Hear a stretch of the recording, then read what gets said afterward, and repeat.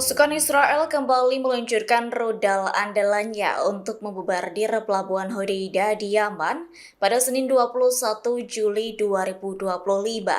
Akibatnya Tribunal serangan terbaru ini kembali menghancurkan dermaga yang telah rampung diperbaiki. Menurut Menteri Pertahanan Israel Katz, serangan rudal tersebut sengaja menargetkan kelompok Houthi di pelabuhan Hodeidah. Ia menyatakan serangan ini secara paksa mencegah upaya apapun, termasuk memulihkan infrastruktur yang dianggap memfasilitasi Houthi. Diketahui Israel menyebut pelabuhan Hodeidah ini berperan penting bagi suplai logistik di Yaman. Lantas Menhan Israel Katz menegaskan nasib Yaman akan sama seperti Tehran. Terkini militer Israel membeberkan target serangan tersebut, yakni sasaran itu mencakup kendaraan teknik, tangki bahan bakar, kapal laut yang digunakan untuk aktivitas militer melawan Israel.